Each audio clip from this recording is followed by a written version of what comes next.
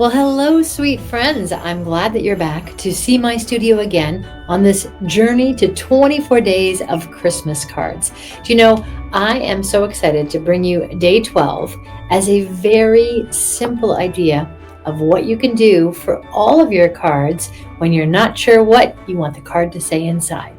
So, we're going to take some really easygoing tools here. We're going to take some stamps that have some great sentiments on them, and we are going to create options. That's right, friends, options. So if you're up for day 12, sentimental options, stick with me and let's get Christmas creating. Here is the inspiration for this video. Thank you, Madeline Reed, who is a member of the Handmade Card Swap through my good friends at the Paper Crafters Workshop. Madeline has the concept of using optional extra add-in sentiments when she gives her cards as gifts.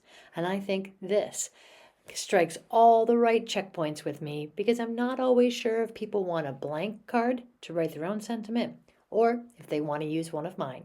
So thanks, Madeline, for the inspiration.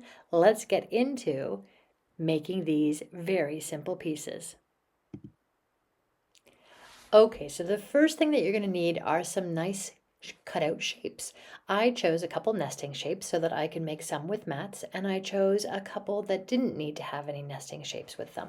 What we're going to do is stamp on each of these. First, I'm going to do the white part so you can see the black ink that I'm using and the sentiment, and then I'll show you how I assemble these to put them together.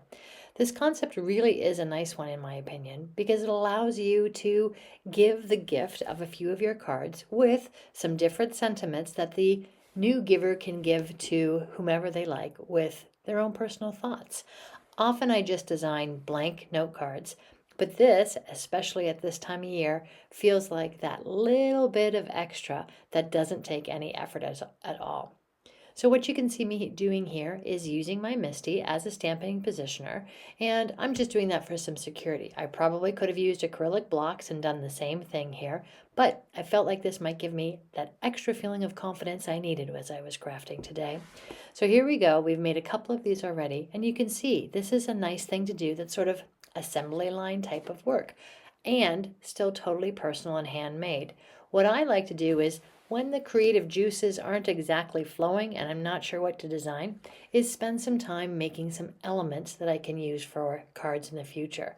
This is a perfect use of that time. It allows me to feel like I'm being creative, but it also is that type of work that doesn't require me to think too hard about how I come up with a beautiful design. So here we go one more time, and you'll see in just a few seconds what I've done is created a couple of inside sentiments that can go as gifts to my cards. The other thing is you can keep them on hand so that you're ready to put them into your own cards when you know who you're giving them to. I love being able to go through my stash and picking something perfect, and this is a nice way to even enhance those just a little bit more. Double-sided tape, and then importantly, that roll of tear and tape.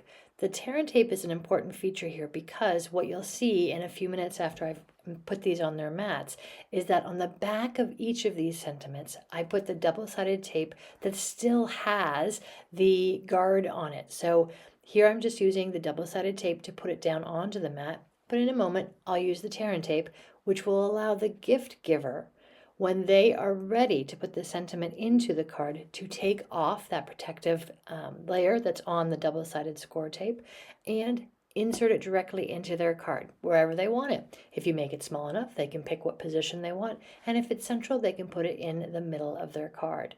So here I go. So that is the score tape or the tear and tape that has an adhesive protectant on the back. So really, that's ready to go as is. I'll do this a few more times so you get the idea. Ooh, look at me being extra. I decided to put it on a diagonal. That's fancy. So there you go. We've got a few really easy to go cards. Now I made this with a very light cardstock, and the colored mats were made with things from my scrap bin. So this is a really economical way to make sure that your supplies are going very far and still being every bit as elegant as they need to be to ensure your handmade cards are just beautiful. All right, friends, so that's what we did. You can see they look amazing. There's something beautiful to put inside. I hope you'll come back tomorrow and help me celebrate the next day of our incredible 24 days of Christmas cards.